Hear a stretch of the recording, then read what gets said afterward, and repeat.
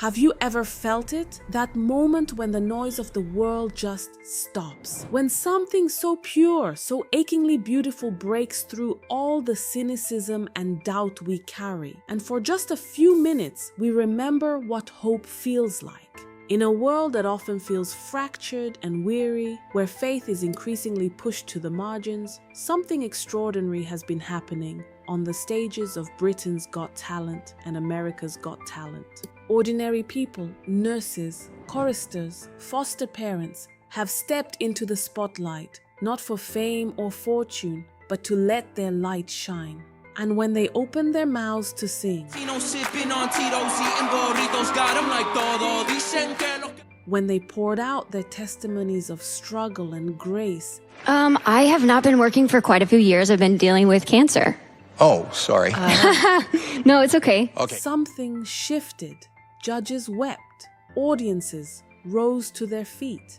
And millions watching at home found themselves unexpectedly touched by a spirit they perhaps didn't even realize they'd been longing for. These aren't just performances. They're moments of transcendence. And today, we're going to journey through 7 of the most powerful golden buzzer moments that didn't just entertain, they restored faith in the beauty of community, the power of holiness, and the unshakable hope that comes from trusting in something greater than ourselves. Let's begin in 2015 in the heart of East London. Revelation Avenue walked onto the Britain's Got Talent stage, looking like mates you might pass on the street. Denim, leather, wonderfully ordinary. Just 12 friends who'd grown up together in church. Simon Cowell was skeptical. He'd just heard what he called one of the worst choirs ever.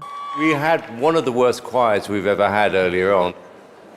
But then they opened their mouths to sing Katy Perry's Raw, and everything changed. Me down, but I got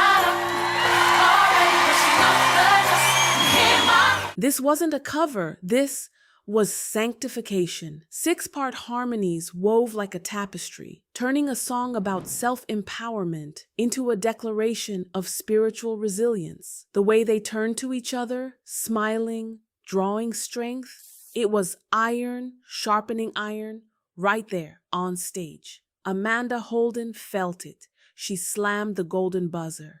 It's the sense of heart, relationship, and togetherness, she told them. It was magnificent. People expressed a longing that pierced through screens. I wish I had a group of friends like this, another wrote. You can tell they sing for God, but they also sing for each other. In a city known for loneliness, Revelation Avenue reminded us we were never meant to walk or sing alone. They restored faith in community, in what happens when we genuinely love each other well. But as moving as this was, wait until you hear how 100 voices became one mighty roar for heaven. The year is 2016. The curtains part at the Dominion Theatre, and what emerges is breathtaking. 100 singers from over 20 nationalities, British, French, American, African, Caribbean, united in vibrant robes. In a time of rising nationalism, this visual alone was prophetic. They chose This Little Light of Mine, that timeless spiritual from the civil rights movement. From the opening hum, that low vibration shaking the floorboards. this little light of mine, I'm gonna let it shine. The atmosphere shifted. Then came the explosion, driving percussion, syncopated hand claps, harmonies stacking. Like a stairway to heaven, gospel music is embodied theology. The choir swayed, danced, and lifted hands in uninhibited praise. The theater became a congregation. Simon Cowell leaned forward, wanting them. He reached for the golden buzzer, but Alsha Dixon moved with the speed of the Spirit, pressing it first. Simon's face. I am so irritated, he grumbled. I wanted to press the buzzer for them.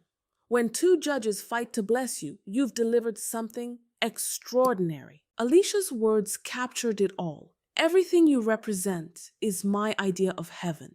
She'd identified heaven as depicted in Revelation, every tribe and tongue united in worship. One atheist viewer wrote, "This made me feel something I can't explain. If this is what church is like, I might actually go." Another, "I've been struggling with depression, and for 3 minutes, I forgot everything."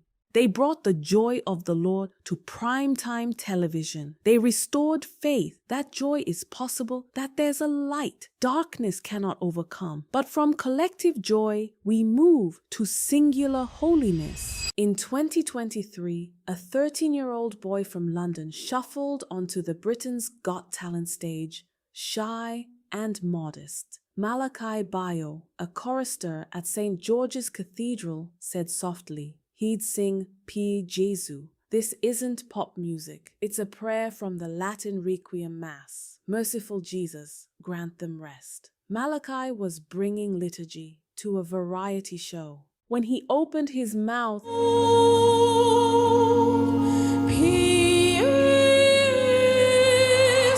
the sound was shocking in its purity. The treble voice, that fleeting gift before puberty changes it. He didn't move or dance. He stood still, a vessel for something otherworldly. The usual cheering stopped. Holy silence descended. People wept, not from excitement, but from beauty. The high notes rang with bell-like clarity. Simon Cowell, softened by recent fatherhood, sat back with peace on his face.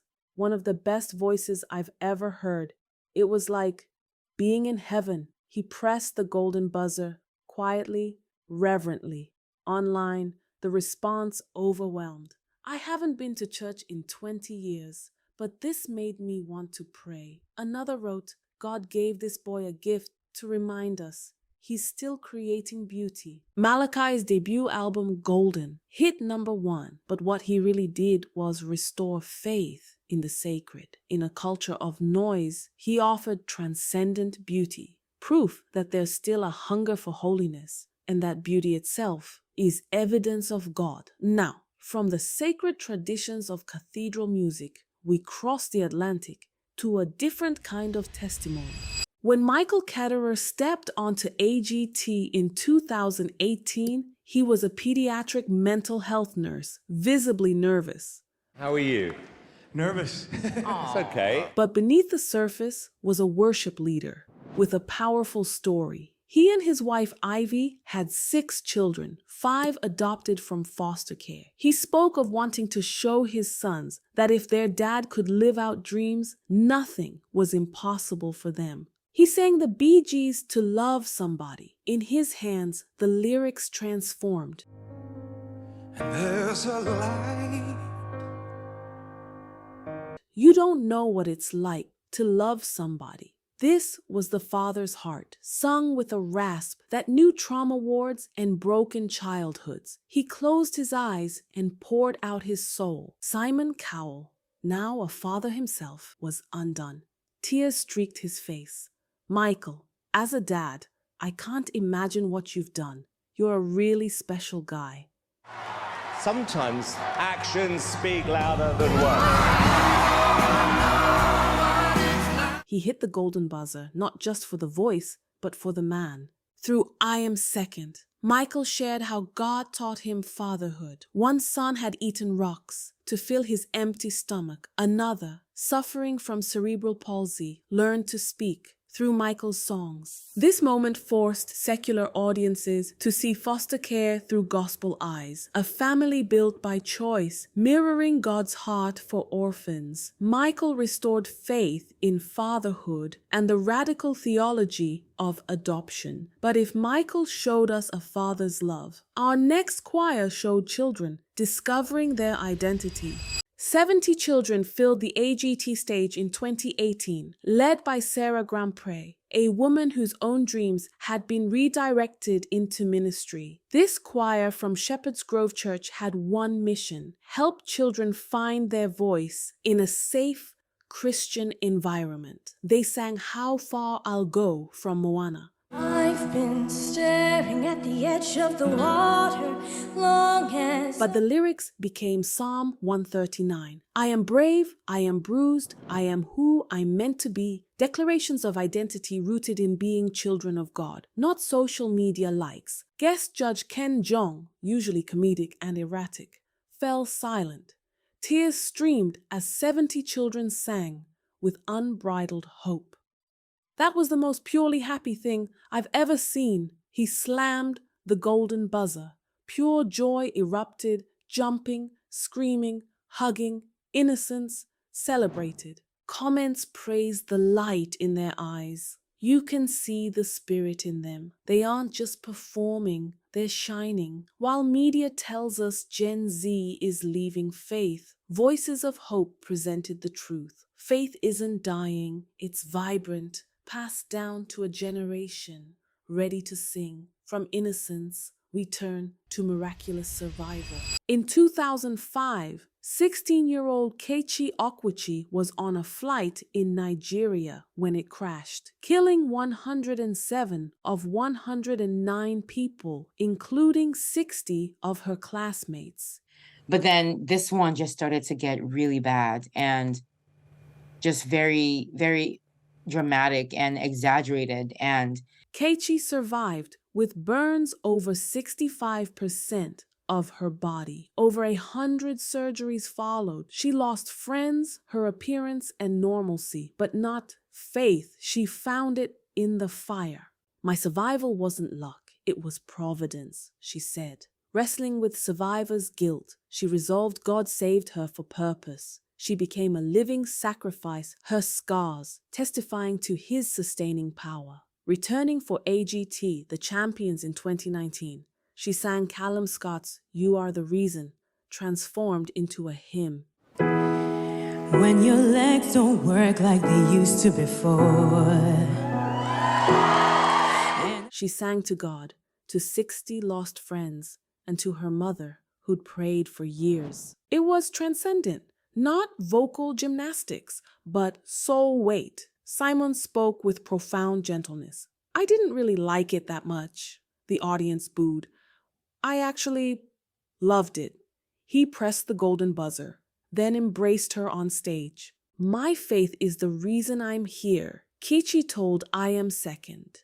Her moment became a global sermon. God doesn't waste suffering. She forced the world to see scars and find glory. She restored faith in providence that were defined not by tragedy, but by our response.